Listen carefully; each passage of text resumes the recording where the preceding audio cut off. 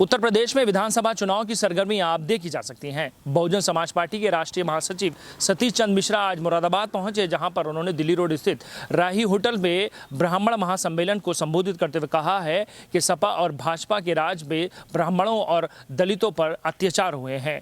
आज पूरा प्रदेश में बढ़ती महंगाई और बेरोजगारी की वजह से सभी लोग परेशान हैं। आज पूरा ब्राह्मण समाज बहुजन समाज पार्टी के साथ है। आने वाला समय भी बहुजन समाज पार्टी का है। उत्तर प्रदेश में विधानसभा चुनाव से पहले सभी राजनीतिक पार्टियां मतदाताओं को लुभाने के लिए काम कर रही हैं। बहुजन समाज पार्टी ने एक बार फिर ब्राह्मण समाज को एकजुट करने के लिए अयोध्या से अपना कार्यक्रम शुरू कर दिया है। बहुजन समाज पार्टी के राष्ट्रीय महासचिव सतीश चंद्र मिश्रा आज मुरादाबाद पहुंचे, जहां कार्यकर्ताओं ने उनका जोरदार स्वागत किया। शहर के दिल्ली रोड स्थित राही होटल में ब्राह्मण सम्मेलन को संबोधित करते हुए सतीश चंद्र मिश्रा ने कहा कि सपा भाजपा के राज में ब्राह्मणों पर अत्याचार हुए हैं। आज एक बार फिर ब्राह्मणों को एकजुट होकर बहुजन समाज पार्टी का साथ देना है। सतीश चंद्र मिश्रा ने कहा कि राम के नाम पर भारतीय जनता पार्टी राजनीति कर रही है। अयोध्या में राम मंदिर निर्माण की शुरुआत सिर्फ ना के बराबर है। मैं खुद अयोध्या जाकर देख कर आया हूँ। भारतीय जनता पार्टी प्रदेश और देश में सिर्फ चंदा इकट्ठा करने का काम कर रही है। उत्तर प्रदेश में भारतीय जनता पार्टी के राज में दलित ब्राह्मण की बेटियों पर अत्याचार हो रहे हैं। आज बेटियां सुरक्षित नहीं हैं। कानून व्यवस्था पूरी तरह खत्म हो चुकी है। बेरोजगारी और महंगाई से आज आम आदमी परेशान है।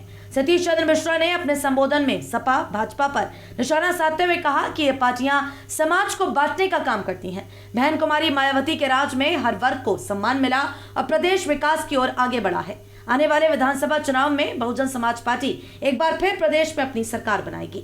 दिल्ली रोड स्थित राही होटल में आयोजित ब्राह्मण सम्मेलन में भारी संख्या में कार्यकर्ता व पदाधिकारी दिखाई दिए, जहां कोविड-19 गाइडलाइन का उल्लंघन भी देखा।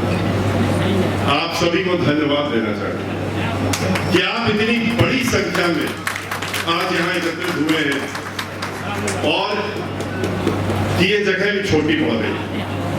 और जिस तरीके से हम उत्तर प्रदेश में आज ये 20वां जिला है जहां पर हम आए हैं, जब से हमने शुरू किया 23 जुलाई से और अयोध्या से, और दिन प्रतिदिन जैसे जैसे आगे हम लोग एक कार्यक्रम को ले जा रहे हैं, जैसे जैसे बढ़ रहे हैं, उतना ही उत्साह के साथ में लोग भी बढ़ने का काम कर रहे हैं, हमारा साथ देने का काम कर रहे हैं, हमारा हौसला बढ़ाने का काम कर रहे हैं।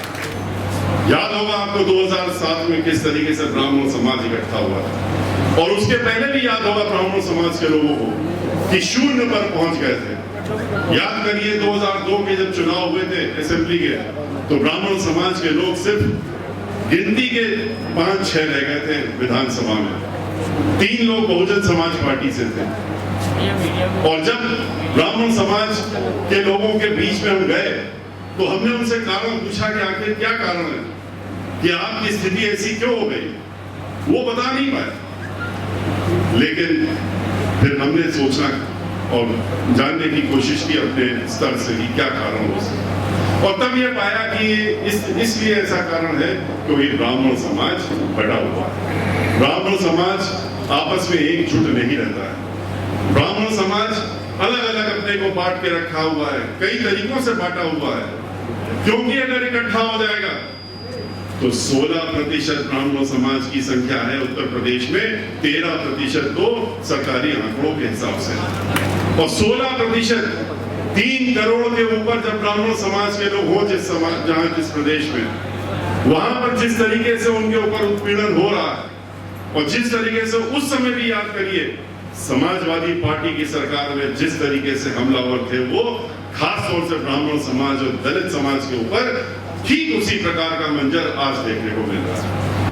कानून की व्यवस्था बहन मायावती जी के समय जो थी वो आपको भी याद है। हमारी बहनें, हमारी माताएं, बेटियां सब सुरक्षित थी, वो असुरक्षित नहीं रहती थी। वो रात के 12 बजे भी अगर उनको कहीं जाना होता था किसी काम से, वो निकलने में हिचकती नहीं थी, क्यों उनको मालूम था कि हमारे मुखिया और मुख्यमंत्री उत्तर प्रदेश की बहन मायावती जी हैं, और किसी की हिम्मत नहीं है कि हमारी तरफ गलत निगाह भी उठा के देख ले। उस तरीके से नहीं जो आज हो रहा है। हर 2 घंटे में एक महिला का जो है रेप हो रहा है। जो आंकड़े, सरकारी आंकड़े, उत्तर प्रदेश का यही प्रदेश की कल्पना हम लोगों ने की थी जहां हर 2 घंटे में एक रेप होता है। आपने देखा ये धर्म के जो ठेकेदार हैं, ये धर्म के जो बनते हैं कि हम धर्म के बड़े भारी ठेकेदार हैं, इनका असली चेहरा तो अब सामने आ रहा कि धर्म के ठेकेदार नहीं है। सबसे बड़े अगर अधर्मी हैं तो ये लोग अधर्म करने का काम कर रहे हैं, और ऐसा अधर्म किसी ने सोचा नहीं। इस तरह का राम राज्य किसी ने नहीं सोचा था कि ये राम राज्य हो। ये तो रावण राज्य से भी आगे बढ़ गए, राम राज्य तो छोड़िए। जब अयोध्या हम गए, हमने अपना एक कार्यक्रम की बार अयोध्या से शुरू किया, पिछली बार हमने इलाहाबाद प्रयागराज से शुरू किया, पर अब की बार हमने अयोध्या से शुरू किया। हम गए भगवान श्री रामलला के दर्शन करने, और दर्शन करके हनुमानगढ़ी में जाके हनुमान जी दर्शन करने के बाद सरयू नदी गए। सरयू नदी में जाके जलाभिषेक किया, दूध का अभिषेक किया, और वो घाट देखे, उन घाटों को देखा जिन घाटों को हम लोगों ने बहुजन समाज पार्टी के दौरान में बनवाने का काम किया था।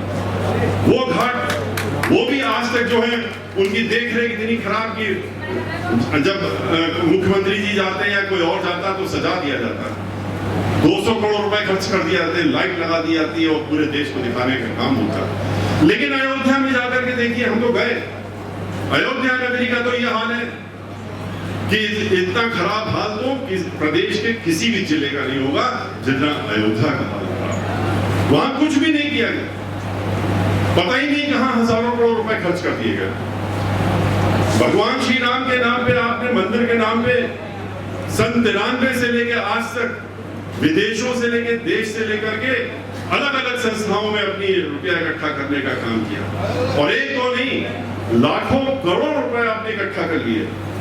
और जब सर्वोच्च न्यायालय ने निर्णय दिया और निर्णय देने के बाद जमीन मिली, तो आप फिर से झोला लेके चल पड़े, हर घर में झोला लेके पहुंच गए और झोला फैला के कहने लगे हमको रुपए दे दो, हमको मंदिर बनाना है। भाई आपके पास जो पैसा लाखों करोड़ रुपया वो क्या कर रहे हैं? और फिर कहते हैं कि हमने 10,000 करोड़ रुपया चलिए मिल गया, अभी हमको और रुपया चाहिए मंदिर बनाने के लिए। तो रुपया किस लिए चाहिए जब रुपया आपके पास पहले से है? उसका कहां इस्तेमाल हो रहा?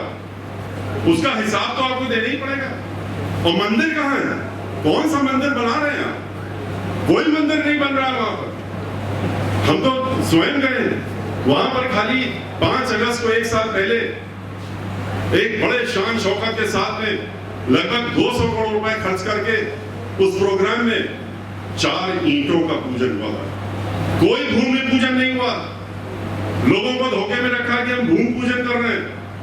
वहां तो ईंट पूजन हुआ था, और वो ईंट कहां चले गए ये भी किसी को नहीं पता। जबकि पूरे देश के पंडितों ने और सबने कहा था कि ये दिन जो है शुभ नहीं है, इस दिन तुमको नहीं भूमि पूजन करना चाहिए।